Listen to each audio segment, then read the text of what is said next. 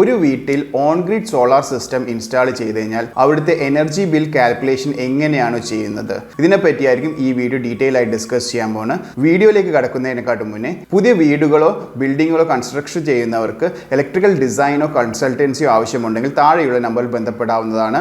ഒട്ടും ദീർഘിപ്പിക്കുന്നില്ല, വീഡിയോയിലേക്ക് കടക്കാം. ഹായ്, ഞാൻ Amrit Shishir, electrical consultant. Welcome to our channel Shishiram engineering service.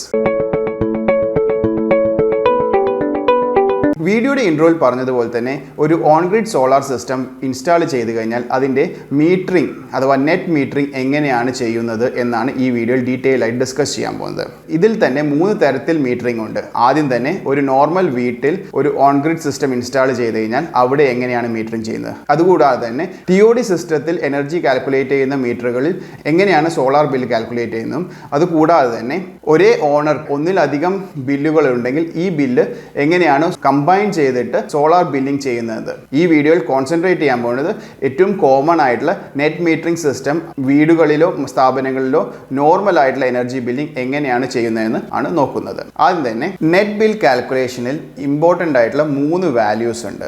ഒന്ന്, ഓൺ ഗ്രിഡ് സോളാർ സിസ്റ്റം വെച്ച് നമ്മൾ KSEB ഗ്രിഡിലേക്ക് കൊടുക്കുന്ന വാല്യൂ, അത് B ആണ്. അതേപോലെ തന്നെ KSEBയുടെ ഗ്രിഡിൽ നിന്ന് നമ്മൾ യൂസ് ചെയ്യുന്ന എനർജിയെ C എന്ന് വിളിക്കുന്നു. ഇവിടെ A എന്ന് പറഞ്ഞു കഴിഞ്ഞാൽ നമ്മളിപ്പോൾ ഒരു ബില്ലിൽ അഥവാ 2 മാസത്തിൽ യൂസ് ചെയ്യുന്ന എനർജിയിൽ നമ്മൾ KSEBയിലേക്ക് കൊടുക്കുന്ന എനർജിയാണ് കൂടുതലെങ്കിൽ അത് അടുത്ത മാസത്തെ ബില്ലിലേക്ക് ട്രാൻസ്ഫർ ചെയ്തു പോകുന്നു. ആ വാല്യൂവിനെയാണ് A എന്ന് വിളിക്കുന്നത്. ഇത് വ്യക്തമായി മനസ്സിലായി എന്ന് വിചാരിക്കുന്നു. നെക്സ്റ്റ്, നമ്മൾ ഇപ്പോൾ യൂസ് ചെയ്യുന്ന എനർജി KSEBയിലേക്ക് കൊടുത്തതിനെക്കാട്ടും കുറവാണെങ്കിൽ നമ്മൾ എനർജി ചാർജ് കാൽക്കുലേറ്റ് ചെയ്യാൻ വേണ്ടി യൂസ് ചെയ്യുന്ന വാല്യൂ നമ്മൾ KSEBയിൽ നിന്ന് എടുത്ത വാല്യൂ, അതായത് C മൈനസ് നമുക്ക് KSEBയിലേക്ക് കൊടുത്ത വാല്യൂ പ്ലസ് പ്രീവിയസ് ബില്ലിൽ നിന്ന് നമുക്ക് എക്സിസ് ആയിട്ടുള്ള യൂണിറ്റ്സ് ട്രാൻസ്ഫർ ചെയ്ത് കിട്ടിയ വാല്യൂ, അതായത് A.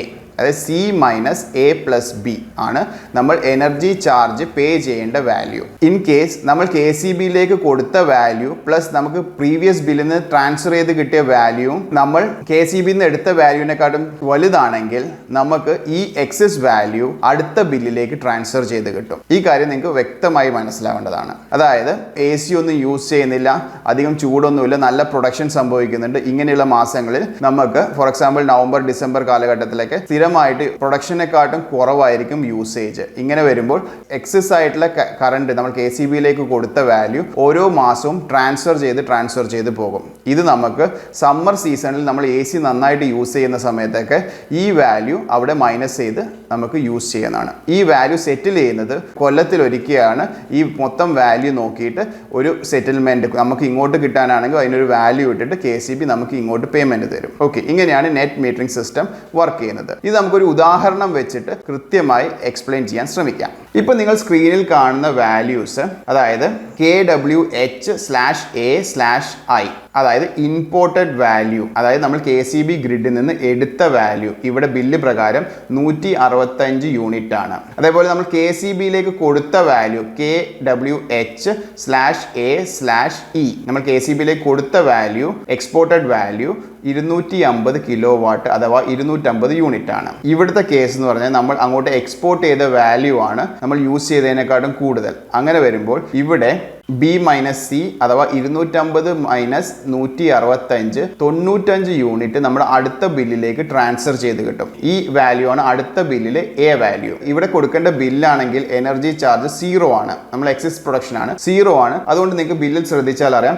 എനർജി ചാർജ് 0 ആണ്. ഇൻ കേസ് നമ്മൾ യൂസ് ചെയ്ത ബിൽ വാല്യൂ യൂസ് ചെയ്തത് KSEBയിലേക്ക് കൊടുത്തതിനെക്കാളും കൂടുതലാണെങ്കിൽ ആ എക്സസ് എത്ര യൂണിറ്റ് ആണ് ആ യൂണിറ്റിനെ നോർമൽ ഡൊമസ്റ്റിക് താരിഫ് വെച്ച് കാൽക്കുലേറ്റ് ചെയ്ത് എനർജി ചാർജ് ഉണ്ടാവും. ഹോപ്പ് ഈ വാല്യൂയും കാൽക്കുലേഷൻ നിങ്ങൾക്ക് ഡീറ്റെയിൽ ആയിട്ട് മനസ്സിലായി എന്ന് വിചാരിക്കുന്നു. എനർജി ചാർജ് കാൽക്കുലേഷൻ ചെയ്യുന്നത് എങ്ങനെയാണെന്നുള്ളത് നമ്മൾ ഡീറ്റെയിൽഡ് ആയിട്ട് ഇതിന് മുന്നേ ചെയ്തൊരു വീഡിയോയിൽ എക്സ്പ്ലെയിൻ ചെയ്തിട്ടുണ്ട്.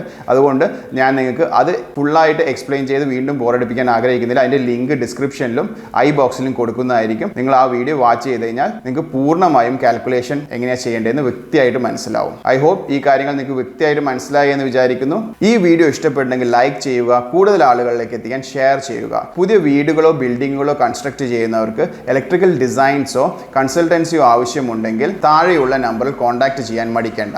ശിശിരം എഞ്ചിനീയറിംഗ് സർവീസ് നിങ്ങളുടെ പുതിയ വീടിൻ്റെയോ കൊമേഴ്ഷ്യൽ ബിൽഡിങ്ങിൻ്റെയോ അഥവാ ഫാക്ടറിയുടെയോ ഇലക്ട്രിക്കൽ ഡിസൈൻസും ലേഔട്ട് ഡ്രോയിങ്സും ചെയ്തു കൊടുക്കുന്നതാണ്. സിവിൽ ഡ്രോയിങ് നമുക്ക് അയച്ചു തന്നു കഴിഞ്ഞാൽ നിങ്ങളുടെ ആവശ്യങ്ങൾ നമ്മളായിട്ട് ഡിസ്കസ് ചെയ്ത് കഴിഞ്ഞാൽ നിങ്ങൾക്ക് ഇലക്ട്രിക്കൽ ഡ്രോയിങ്സ്, പ്രത്യേകിച്ചും അതിൻ്റെ ലേഔട്ട് ഡ്രോയിങ്സ്, ലൈറ്റും ഫാനും അങ്ങനെയുള്ള സോക്കറ്റ്സും ഏത് പൊസിഷനിൽ വേണം എന്നുള്ള കാര്യം, അതേപോലെ തന്നെ അതിൻ്റെ കോൺഡ്യൂട്ട് പൈപ്പിൻ്റെ ലേഔട്ടും സർക്യൂട്ട് വയേഴ്സിൻ്റെ ലേഔട്ടും DB ഡിസൈൻസും, അതേപോലെ തന്നെ DBയിലെ സ്വിച്ച് ഗിയർ ഐറ്റംസും പ്രൊട്ടക്ഷൻ ഡിവൈസസുകളുടെയും സ്പെസിഫിക്കേഷനും സൈസും കൃത്യമായി മെൻഷൻ ചെയ്തിരിക്കുക. അത് MCBയുടെ സൈസിങ്ങും യൂസ് ചെയ്യേണ്ട കേബിളിൻ്റെ സൈസിങ്ങും അതുപോലെ തന്നെ RCCB, SPD, ലൈറ്റ്നിങ് പ്രൊട്ടക്ഷൻ ആവശ്യമുള്ള എല്ലാ പ്രൊട്ടക്ഷനും കാര്യങ്ങളും എങ്ങനെയാണ് എവിടെയൊക്കെയാണ് കൊടുക്കേണ്ടത് എന്നൊക്കെ ഡീറ്റെയിൽ ആയിട്ട് ഡിസൈൻ ചെയ്ത് തരുന്നതായിരിക്കും. അതുകൂടാതെ തന്നെ CCTV ലേഔട്ട്സും ഫ്യൂച്ചറിൽ സോളാർ വാട്ടർ ഹീറ്റേഴ്സും സോളാർ പവർ പ്ലാന്റും ഇൻസ്റ്റാൾ ചെയ്യേണ്ട ഫീസിബിലിറ്റി ഡ്രോയിങ്സും ഇതുകൂടാതെ തന്നെ പ്ലംബിങ്ങും മറ്റ് എസ്റ്റിമേഷൻ ഡിസൈൻസും ഒക്കെ അവൈലബിൾ ആണ്. താല്പര്യമുള്ളവർക്ക് താഴെയുള്ള നമ്പറിൽ കോൺടാക്ട് ചെയ്യാവുന്നതാണ്. ഇലക്ട്രിസിറ്റിയെയും ഇലക്ട്രിക്കൽ എക്യുപ്മെന്റിനെയും ഇതിൽ മാറി വരുന്ന ടെക്നോളജിയും പറ്റി കൂടുതൽ അറിയാൻ ഈ ചാനൽ സബ്സ്ക്രൈബ് ചെയ്യുക.